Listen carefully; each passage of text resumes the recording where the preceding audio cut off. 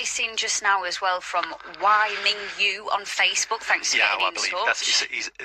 They are a regular Facebook commentator, so somebody who knows the airport in a certain way. And wouldn't say they always get everything right, frankly. I think they think they know more than they do sometimes, but that's fine. Well, let's not preempt. Okay, fine, let's not be rude. Yes, no, all right. He says, during her election campaign, Doncaster Mayor Ros Jones promised that she was the only one who could reopen Doncaster Airport for passenger flights in spring 2026.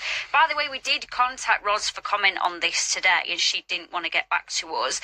He says, you as South Yorkshire Mayor knew that this promise was being made. Now that you have indicated that passenger flights will probably not take off until 2028, something that you may have known 4 months ago, have Labour politicians misled the public in South Yorkshire without consequence? Well, as I say, I don't think Wai Ming Yao particularly knows the ins and outs in the way that they think they do. That is true, though. No, I don't know that is true. Why is it not true? Because I've not heard. I'm not aware of kind of passenger flights being central to this in the way that they explain. Look, there is a timeline for this airport. Well, you made an announcement on Wednesday that passenger flights won't leave Doncaster Airport until 2028. So that's what they're saying. I'm saying previously, and look, I've always said this is a complex project, it's complicated, it's going to take time, and I've been very clear about that. I think I was clear about that at the time, I was clear about that before, I was clear about that when I came in here and talked to you before May of this year. It's complicated. I've always said I don't know if we can do what we want to, but it's always difficult. I've always maintained that position. I know that people have wanted an open airport, and Rosa said she wants the airport open in spring 26, and I think that's right, and I agree with her when she says she was the only person with a credible plan to make that happen. She absolutely is right about that, because the other people who were in that race, quite honestly, couldn't organise a bun fight in a bakery. But actually, what I've done is clarify the timeline to 2028. So being able to say in 2028 we will have a fully operational airport, a commercially driven airport, I hope, an airport that is absolutely able to do passenger flights, holiday flights and all the rest of it. That's where we've got to. So look, that's what I've said earlier this week, but that's, I think, just a clarification of the timeline.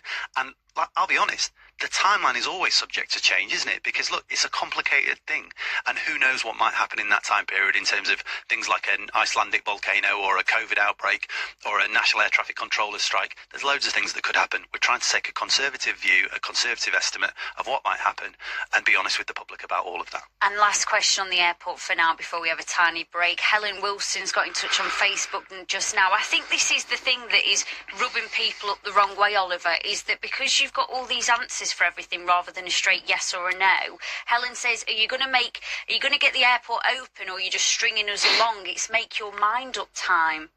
Yeah, absolutely. Look, I agree with you, Helen. I would love to be able to sit here and say yes or no to you, because it would make my life easier. It would help everybody absolutely to just have a clear sight in terms of what's going to happen. On the 9th, we will take that decision, right? We will get the papers out on Monday. People will be able to read through those. We will then take the decision on the 9th. At that point then, what we'll be able to do is share as much as we can about the information, the data. It'll probably take a little bit of time to redact some of it, kind of cross out the commercially confidential bits, take a bit of time, but share as much information as we can with the public so they can see the full complexity of the decision that we're taking. I would love to be able to tell you yes or no right now, but we're still working through that problem. That's why you have these meetings. That's why you have these dates in the diary. That's why we're trying to get to the 9th and be able to share that with people. I get it, Helen. It's really frustrating. It's frustrating for me. I want to be able to just kind of get this sorted and move on to the next phase. But right now, I can't tell you that, and it would be dishonest of me. And I think all too often politicians get this. Just tell us the truth. I am telling you the truth. This is exactly what the truth looks like. It's complicated. It's difficult.